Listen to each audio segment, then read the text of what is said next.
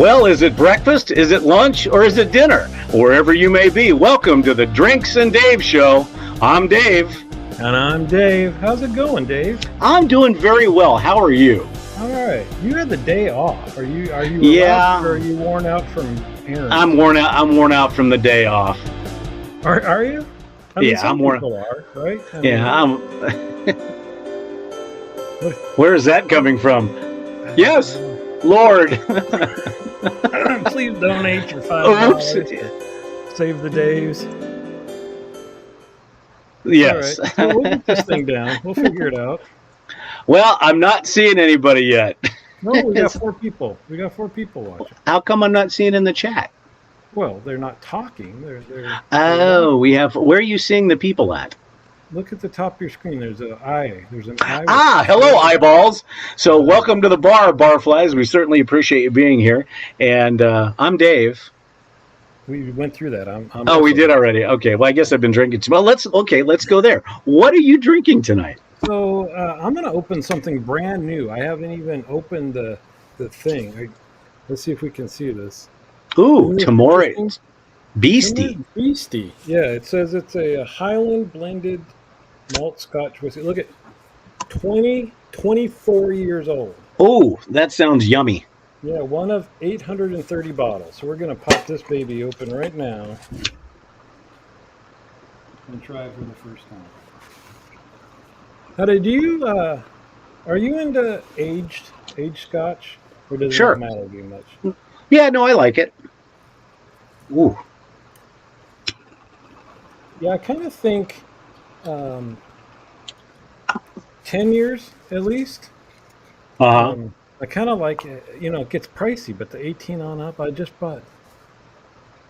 We got somebody already talking shaving stuff here. What is it, King Charles III? Coronation show. Oh, we couldn't get those here. But you need a British soap and aftershave to use with it. Wow, that brings up a whole bunch of stuff. You could use Mitchell's Wolfat, both the old and or the new. You could use, and my personal preference would be using Floris. Any of the Floris scents are wonderful. And then of course you have Penhaligons, but they really don't make the soap anymore. And yes, ladies and gentlemen, Rich has joined our chat. Welcome, Rich. Welcome, Rich. Yeah, and guys, join our chat. Ask the questions. So, are you smoking? You're not smoking anything tonight, though, are you, Dave? I'm inside, buddy. Okay, so today I am drinking Glenmorangie Tale of the Forest. This has got a very nice juniper note to it, and it's very, very good. It's better than the last time I remember it. It was a little sweet before. And then for my cigar tonight, this is a brand new one by Rocky Patel. It's called the DBS. And basically, it's a double broadleaf filler, Pennsylvania filler and a Nicaraguan filler, and then it has a double broadleaf San Andreas wrapper. So it's very, very nice, spicy, very spicy. That's a whole lot of stuff crammed into one package. Mm-hmm. You know, so what's interesting is they're advertising blending of different flavors, obviously, but I know one other thing they advertise. What do they call it when everything's from one country? A Puro, right? Puro. Mm-hmm. Yeah. So it's kind of funny that you get both, and they're claiming obviously both are good. So did we? Let's see, Floris, Santel, Macallan. There you go, buddy. I am. In fact, I shaved with Elite today. It's absolutely fantastic. And if you actually take the old British Sterling and compare it to the Elite, a lot of the same notes are shared. Lots of the same note. So out of his choices, that's what you would pick, Elite? No, number 89 will always be my favorite. Now, not because purportedly James Bond used number 89, which is not true, but Ian Fleming did, and he loved it. And so that's a great British soap. I really like it. Whatever you do, stay away from Eucharist. Eucharist, actually, you could get Dawn dishwashing liquid to lather better than that. You know what bums me out? Because you mentioned Penhaligon's doesn't really make the Mm-hmm. soap anymore, and that Right. I wish like obviously they don't sell as much, and there's a reason for that. But I Well, wish, you know my feeling yeah, on Penhaligon's. they it passed you by. Yeah, It passed you exactly. by. So, guys, if you are in our chat, please say hi so we know who you are. Uh, we've got Rich, we've got P Beat, and there's 5 others that need to say hello. So please do so, and join us in a drink. So I'm looking. And I came. I was at work today, and I came home in a tie, and I was going to leave the tie on until my wife said it didn't match the shirt. I was going to show you up because I figured I did the last show in my underwear. This show I would do in a shirt and tie. see, I dress down, but since it's barbering, I put my Hombres Barbershop T-shirt on. But now I'm seeing this, I feel like I'm missing a gold chain. Yeah, I don't know. I just have my crucifix and my. That's about it. So, flybys. It's bar flies there, Tiglily. Have another drink. So, P-Beat is asking, isn't check and speak worse than Trumper's Eucharist? I would say, as far as the soap, a big fat no. As far as the fragrance, I like Eucharist, and I know Eucharist has been accused of smelling like a person that was wearing tobacco and the vegetal got put into a coffin. But no, it's the older scents were flowery for a reason, because back in the day, as you know, there wasn't water relatively available. So instead of being able to go and take a shower and smell all pretty, these guys put on these very floral fragrances. So wouldn't that show that we've moved on from that and we need to stop wearing those things now that we can all bathe ourselves? But it's traditional. It's tradition. It's tradition. Yeah, I'm not all right. Right, but so is not washing. So yes, as Rich says, it's BO camouflage. Hey, that would be a good shirt, I think. So Dave, or the name of an aftershave. That would be great. Hey, Nurse Dave's dad, Steve's here. Thank you for joining us, Steve. And please ask questions that are going to embarrass your son. Oh my gosh! Pop's birthday was yesterday. Oh well, we should we sing happy birthday to him? No, not okay. All right. Okay. Well, I'm going to say happy birthday. So there. There you go. So, this show is supposed to be about barbering. And the reason was, for those of you that didn't watch my YouTube episode, is I hate going to the barber.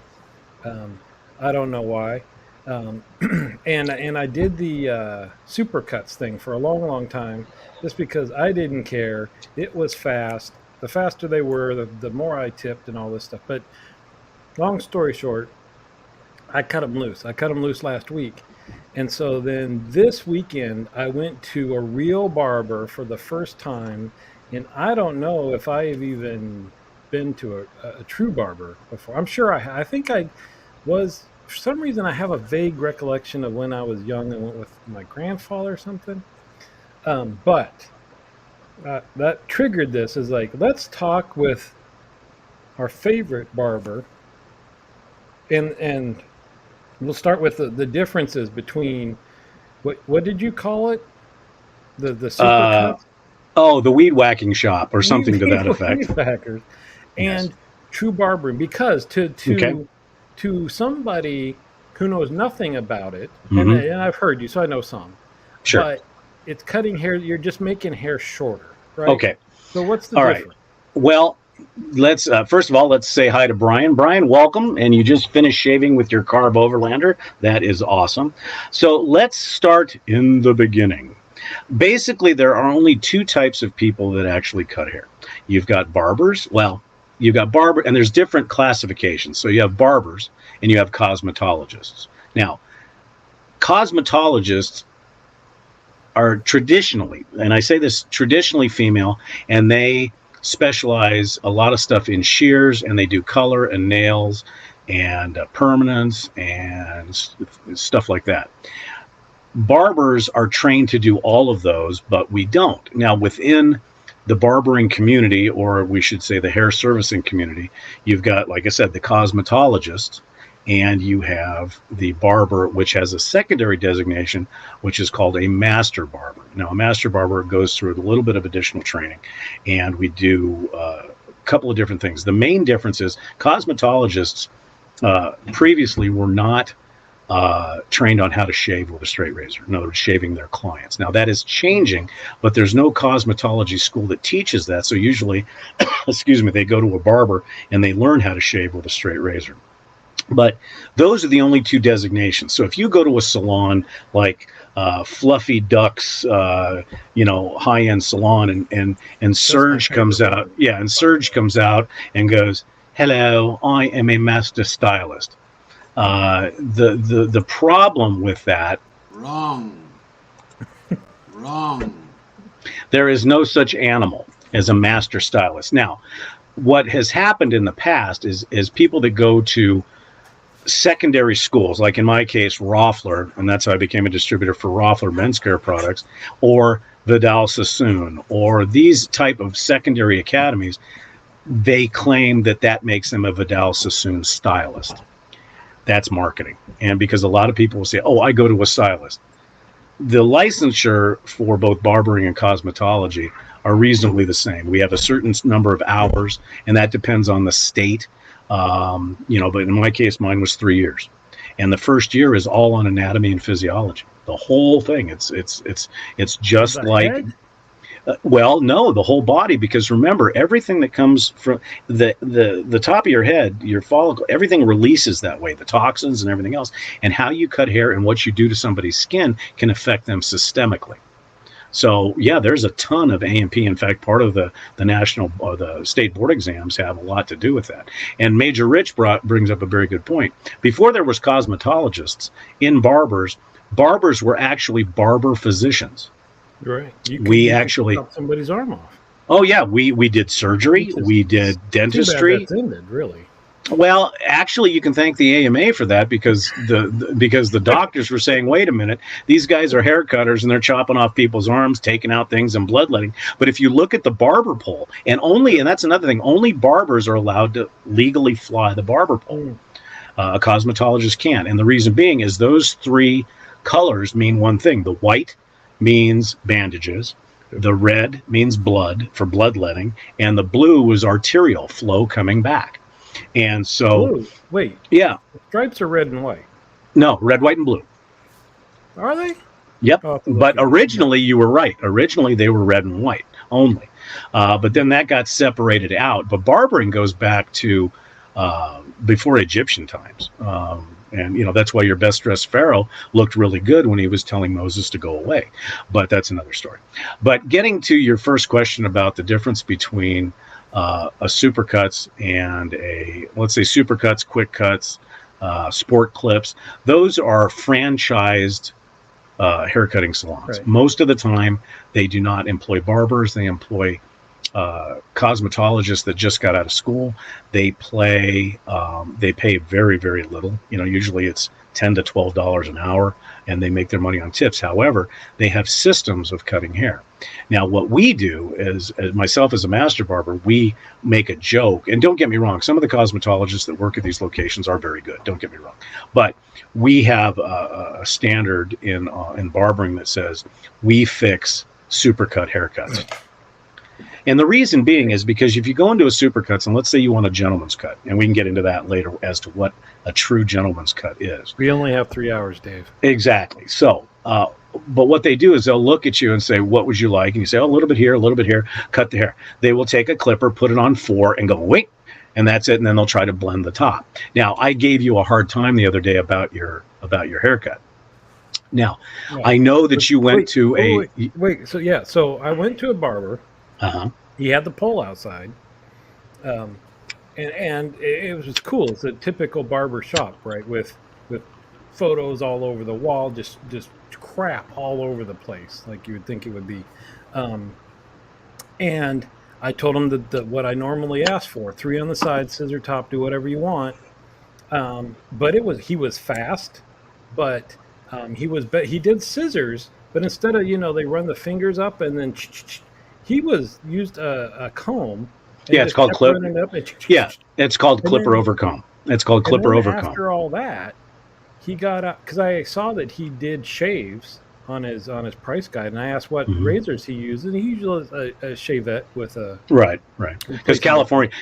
California doesn't allow straight razors. Yeah. Real quick before I finish with that, let me PB to ask how come barbers will not do scissor cuts.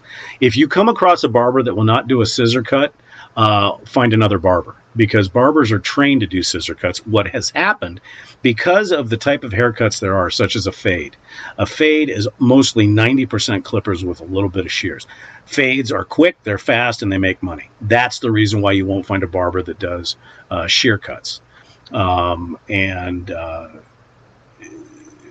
scissor cuts are the best. That's when you know you've got a skilled barber, is if they don't use clippers. So let's go back real quick, Dave, to the gentleman's haircut. Traditionally, a gentleman's haircut is a shear cut around the ears, or a 1.5, which is a certain size of clipper, and then you blend that up with shears, and then of course you cut the length and everything else. So when I was giving you a crap about him, is the taper that you have. In other words, a lot of times shears will not give you the taper you want, because you want it to be somewhat a V. You don't want to end up having it real short over the ears and then have it just kind of go out a little bit. Now, most people would not notice that. A barber notices it immediately. You want it to taper nice and easy up. So the problem is with barbering today is the traditional old-fashioned barbering is not as prevalent, because barbers want to get you in the chair and out of the chair, charge you $50 and go on to the next one.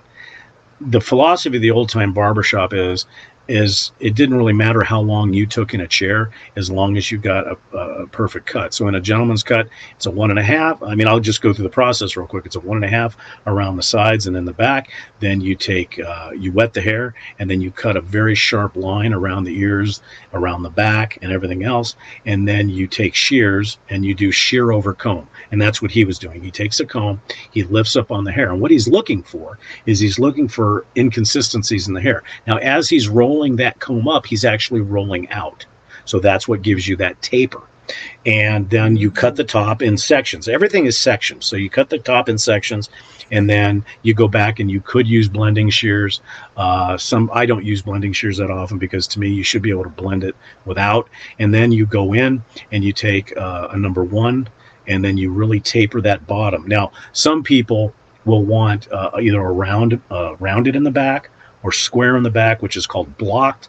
And do they want it tapered, or do they not want it tapered? Which one's right, Dave? Square or round?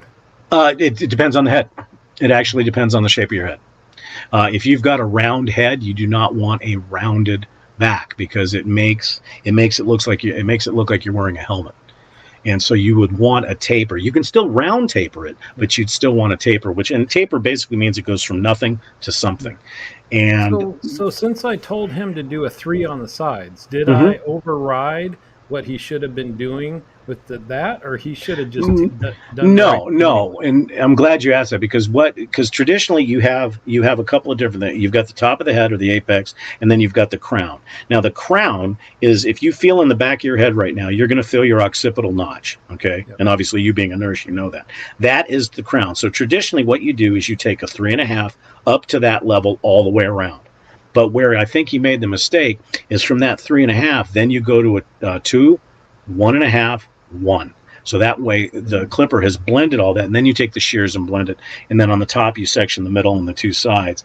So if you say a 3 on the sides, traditionally what barbers will do is say, okay, he wants a 3 on the sides, which means he wants to leave some length over the ears.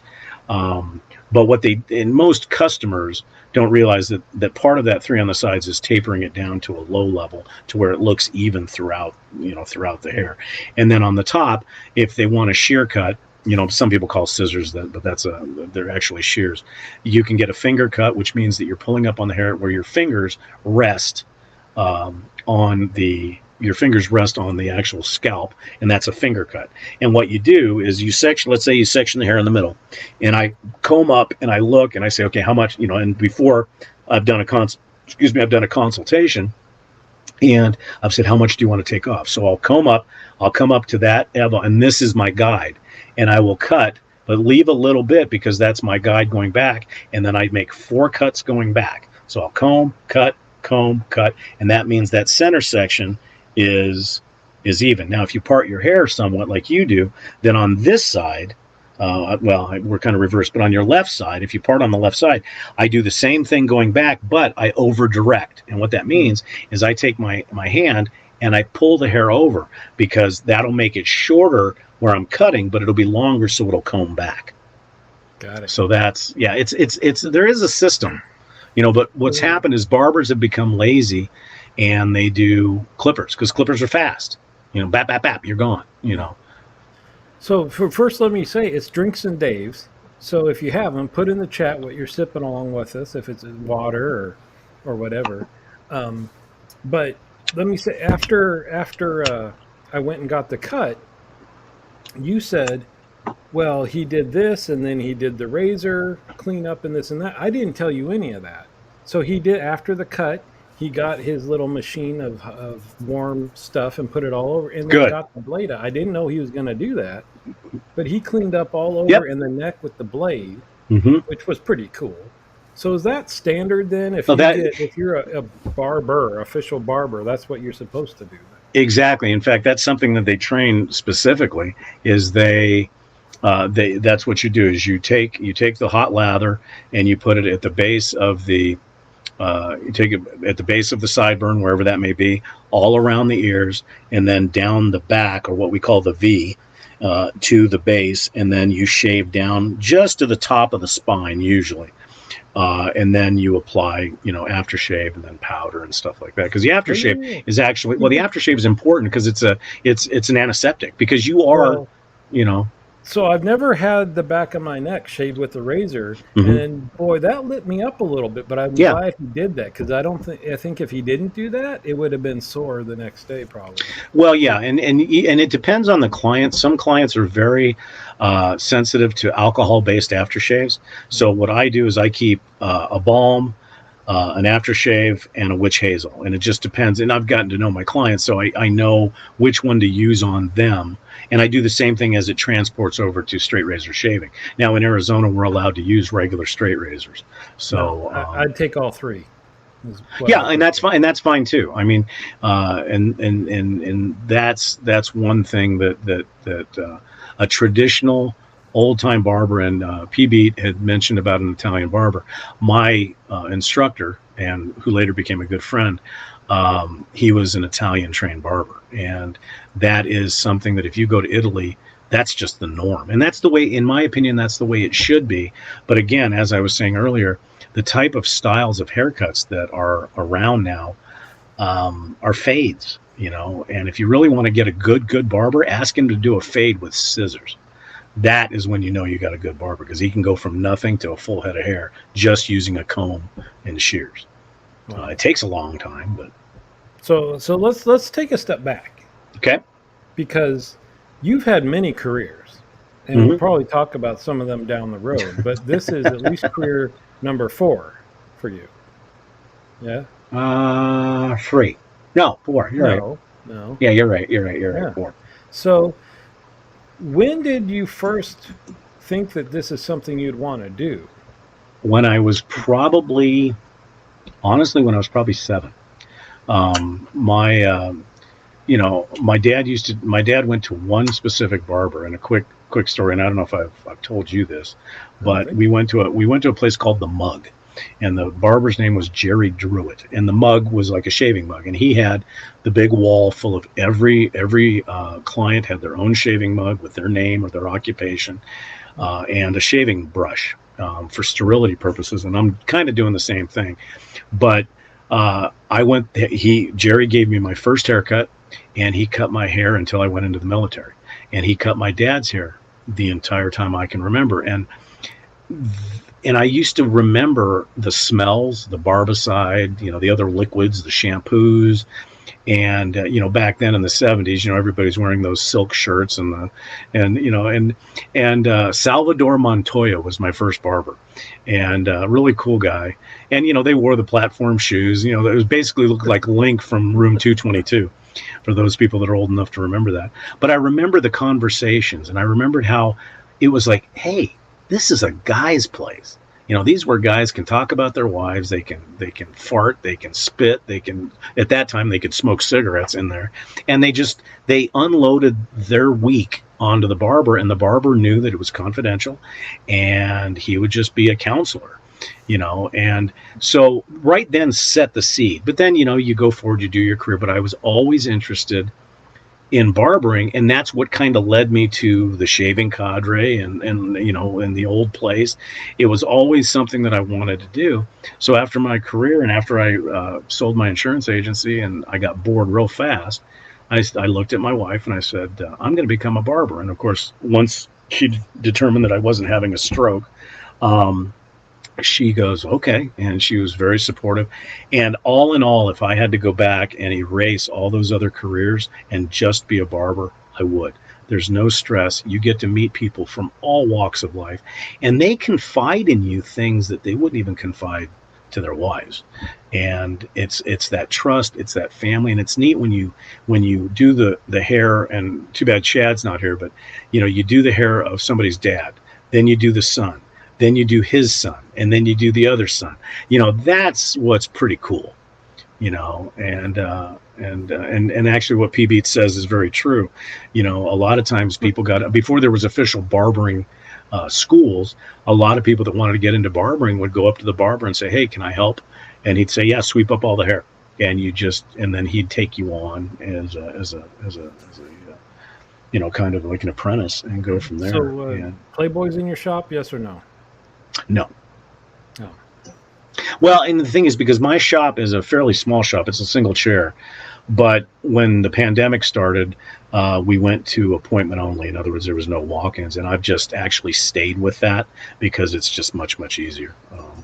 So no, because they really, there's nobody sitting around waiting. Although we have a waiting room that people can hang out in, but it's usually it's by appointment only, and they come in right at the. So when you quit your career before this, you didn't quit planning on doing it. You just decided. Mm-hmm. I mean, that at that point, that was the end. I'm just going to retire, and then you need pretty much. I mean, there was another backstory behind that. One of a gentleman that was a mortgage broker that had his office right across from mine had this dream about opening up a barbershop, and we started talking, and I told him I'd help out. So did I exit the insurance business early? Yeah, I did, because there was an opportunity to start a really, really nice big time barbershop from ground up. So I was a consultant, showed the barbers how to shave and all that other stuff. And I wasn't even in barber school yet. And so I was helping with that, and that's the cadre was already around and everything. Actually, it was the other place, but then I started thinking, wow, this is cool. And then the guy that started the barbershop turned out to be a complete flake, and all the promises that he made went south. So then that's what kind of led me to where I'm at now. So I'm looking at our backgrounds, and I'm thinking, can you combine a cigar lounge and a barbershop? Yes. In fact, it's already been done. In fact, there's it's called, I think it's called Bourbon and Cuts. It's a franchise that's based out of Denver, Colorado. And when you walk in, and that may not be the right name, but that's the onus behind it, is you walk in the front part, and it's a cigar lounge and a bar and everything else. And then behind that is the barbershop. And so a lot of guys will stop, get a drink, walk back to the barbershop. And it's a pretty neat thing. But, somebody franchised it and everything else. I mean, believe it or not, if you remember Mayberry RFD or the Andy Griffith Show, Floyd's Barbershop, that is actually now a franchise that has been, the name is now protected under patent. So the only way you could open up a shop called Floyd's Barbershop is if you are part of that franchise group now. So, I get my hair cut every week, I think. Well, it's funny, because obviously part of barbering is obviously the shaving, and that's my true passion, is the straight razor shave, and we can get into that if you want. But the a lot of the older gentlemen, and I guess I should say to the viewers that my shop is located in what's called Saddlebrook Ranch, which is a active adult community that's like a resort basically. It's got everything. Active as And opposed to cemetery is what he means. exactly. And so they, so I've had guys that are in their 50s and 60s and 70s that have never had a straight razor shave. And on the converse side of that, I've got people that grew up in New York City that were advertising guys. And what they would do is they'd go out on Friday, Saturday, and Sunday night and get blotto, and then they would have an advertising meeting at 8:30 in the morning. So what they did, what they did is they would go into the barber shop at 8 o'clock in the morning to get a shave and get their hair, full of Burl cream or pomade, and that way they could go up to their office and be the Don Draper, of the advertising. So in New York and Chicago and Detroit, a lot of your major high rises on the low level, even at the lowest level where the subways were, there would be a barbershop, because these guys would get off the train, run to the barbershop, get a quick cut and a shave, and boom, and they looked like, hey, they had just, they looked perfect, even though they were half, 2 sheets to the wind still. And so that, so I've got guys now that had never had a straight razor shave. And now I've got certain guys that come in every other day for a shave because they hate shaving. And they're starting to realize they appreciate that half hour or that hour or that hour and a half is theirs. Well, you have standing appointments for people that come more than once a week? Oh, absolutely. Absolutely. Dang.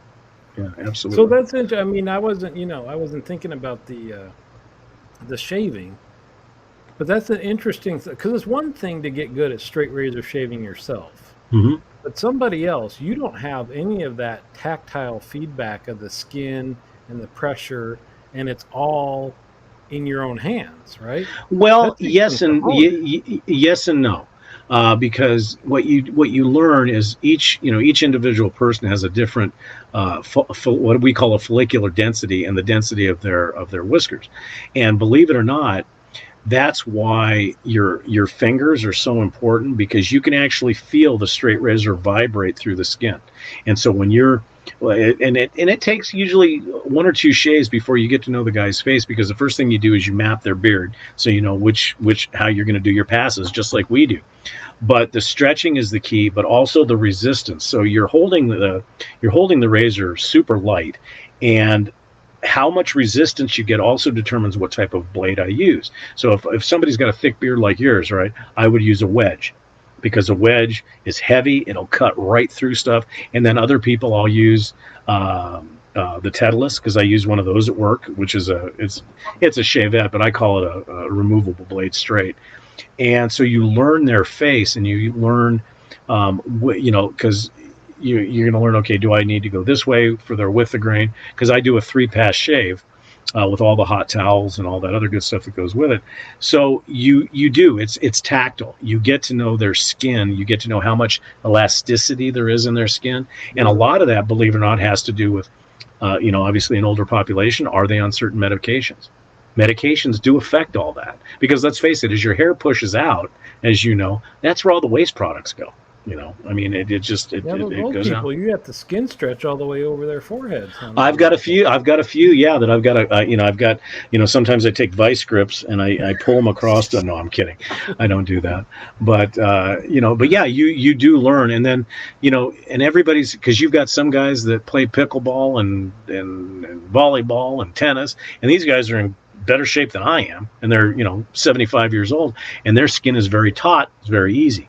You've got guys with goatees, and then you've got the gentlemen that are, like I've got a gentleman that's 91, and he's enjoyed his life. I'll put it that way. But yeah, when I stretch, like if I'm stretching from here, literally I'm up here before I let the blade hit the skin, and that's just you just get used to it, Yeah. And, so Rich made a joke here about Dave's head shop and barbering, but you did have your own line of shave soap, mm-hmm. Hombre soap, which smells amazing. But you made a mention one time that was a limited run. You're not Mhm. going to keep that go, which surprised me. So what are Well, your? Are you it's going to not. stay? Oh no, we still have the product. I mean, I've got a little bit left in the shop, but it was for those of you who don't know, Chris Lindsay, CBL Soaps, and you can find him at cblsoaps.com. We talked and talked and talked and came up with what we wanted to do for a southwestern smell, and that was a limited run of 50. But we're moving on. We're actually, through feedback from my clients and from people in the cadre and people that have the soap, we're actually moving it to the next level.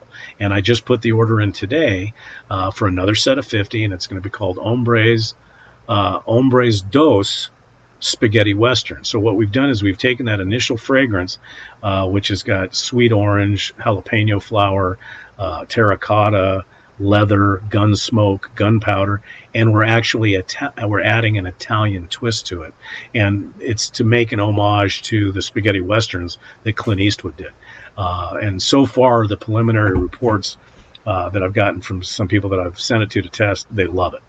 And so it's going to have an Italian twist to it, but it's still going to be. I mean, you're going to think that you're going to see Sergio Leone or Clint Eastwood ride over a hill. Yeah. So That's you kind want of to stay? You want to keep a shop soap, but it's not going to be a main focus where you're going to have multiple lines and keep them in stock after they go out. No, actually, since I'm a distributor for Roffler men's care products, that's the primary focus on my retail side. Although I do carry Parasso, I do carry Cella, I do carry Saponificio Veracino, and then the Hombres is just my own line. Wait, so before we get to this next question, what soap do you use on your clients? It depends, because I've got different levels of shaves. If they're coming in to get the basic shave, which is relatively inexpensive. Ivory soap, right? No, I've got a hot lather machine. I mean, one of the traditional old Lather King lather machines, and the concentrate that comes from King Lather is a tallow-based cream, and it mixes with distilled water. And I've got some menthol I put in it too, and then it heats up.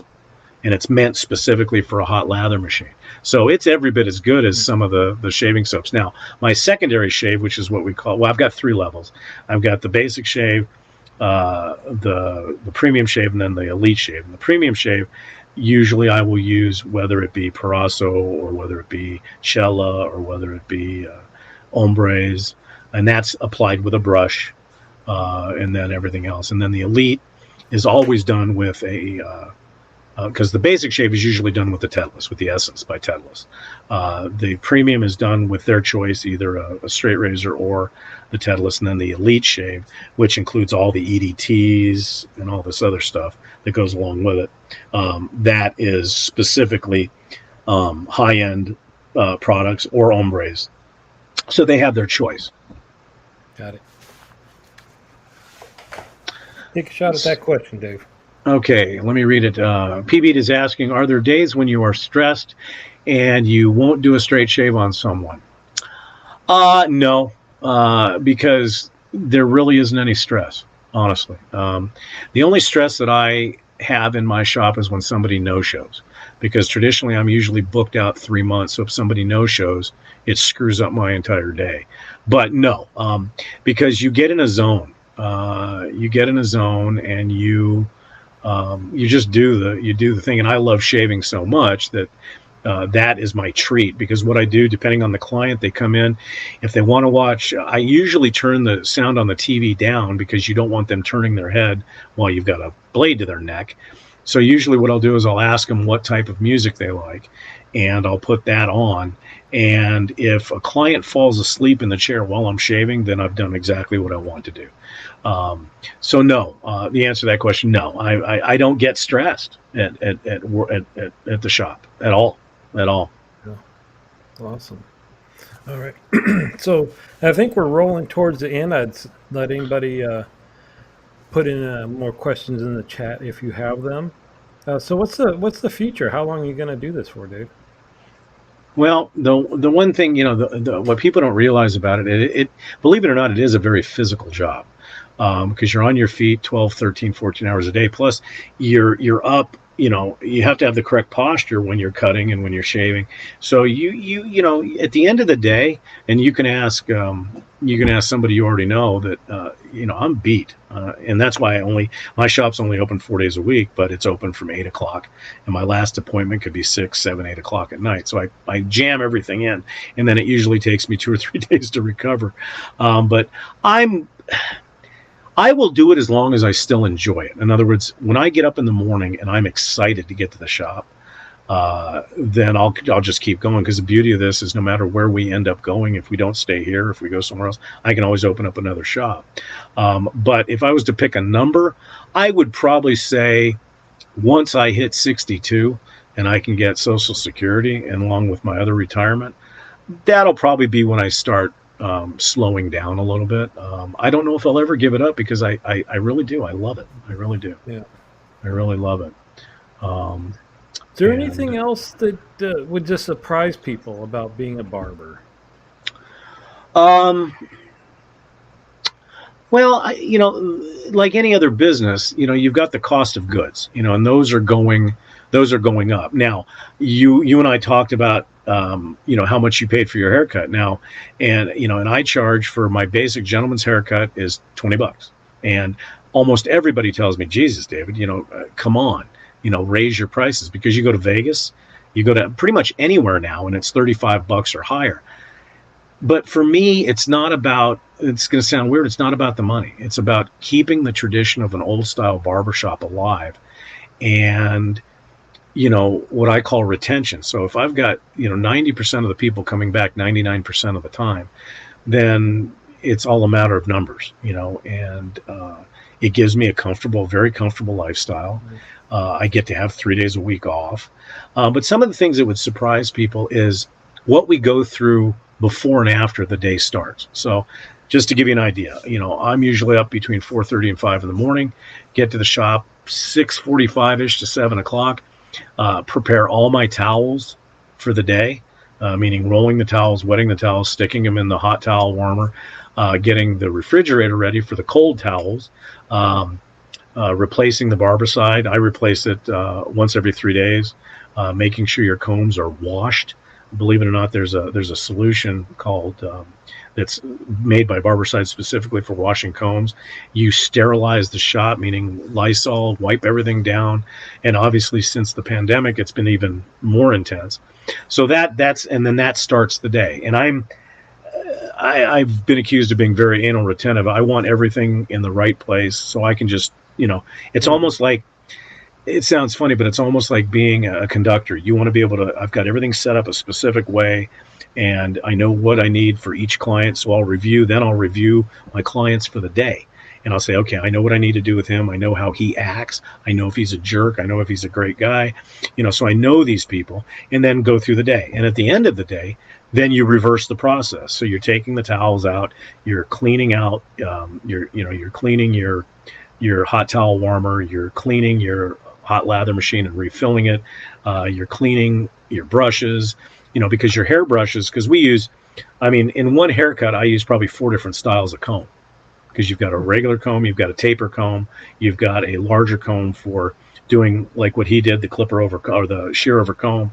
And then you've got brushes. So you've got bore brushes, you've got big vent flow brushes for the people that have the big hair, and then you've got the pomades, and so there's a lot of cleaning. So usually at least an hour before the shop, or my first appointment, and at least an hour after the shop. So that turns out to be about a 15-16 hour day by the time you're done. Yeah. And so that would be surprising to some. I think the other big surprise is when people ask the level of education they have to go through, because it's about 3 years before you. I would have guessed 6 months, or maybe. And it depends. It also depends. It also depends on the state, because each state has a certain number of hours. As you know how that works, you have a certain number of hours that you have to go through, and then you take the state board exams, and then there's always other things that you can go to find out different techniques and different products and stuff like that. So yeah, it can be different. But is there anybody else we've got 7 people. Anybody else have any other questions before we wrap this up? And while we'll wait for maybe some final questions, I'll point out, got our email address down there on the bottom. We mentioned last time, I think we will every time, that we're just looking for interesting hobbies, folks with interesting jobs. So if you know somebody or you've got a hobby that you think you'd like to discuss with us, even if it's not unusual, we're going to start having guests on from time to time. Shoot us an email. And then the other thing is join our other YouTube channel. That the hope is right now it's streaming on both of our shaving channels, and we want to get away from that. We're going to keep our shaving channels, but we Right. want Drinks and Daves to stand alone. So we need to get up to 100 subscribers there so we can stream live on that channel. Yeah, so please tell your friends, those people that are part of Dave's channel already and my channel already. If you got anybody, because we're not just going to do barbering or shaving. This is going to be, we're kind of doing that in the beginning just because the next show we have is probably going to be about Dave. We're going to ask about nursing, how he got into nursing, what did he do, what he does now, and that'll be good. But real quick, Tig Lily came out. I had a stylist say once that the strongest hair they cut was Irish hair because it was growing out in all directions. Is that true? Strangest hair. Actually, that's true. Different ethnicities have different different hair, and the hair density and the elasticity of the hair is different. I would say probably the two people that have the hardest hair to cut is somebody that's gone totally gray, which is what's in the industry it's called Canashese.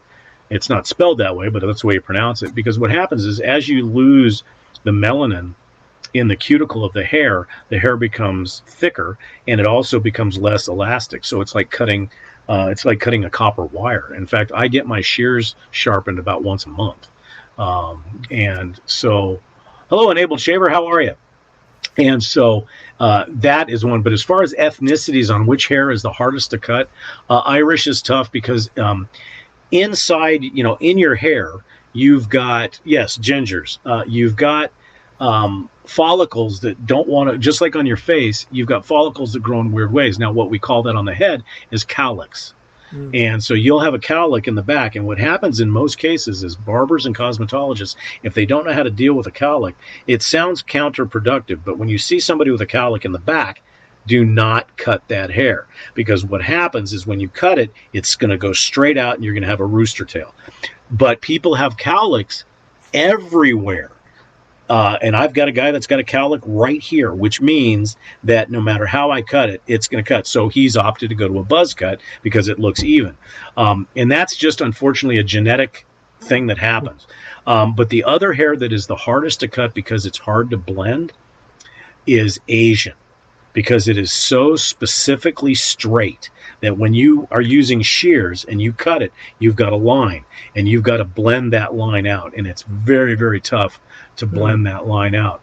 And PB is asking, do you believe in vitamins or supplements? Yes. There's one.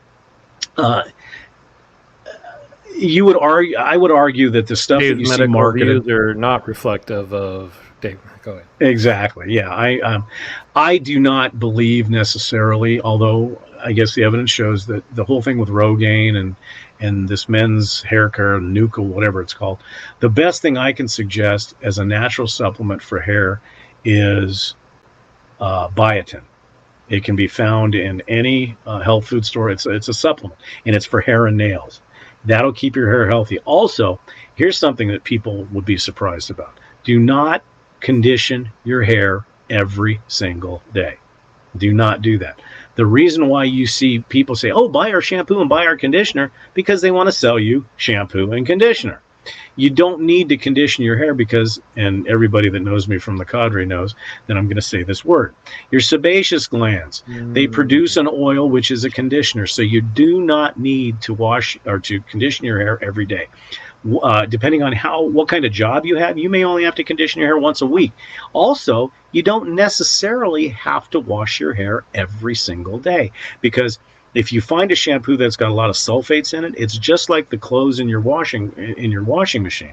That will strip moisture out of your hair. And I think everybody has gone through, it's like, wow, my hair feels really dry.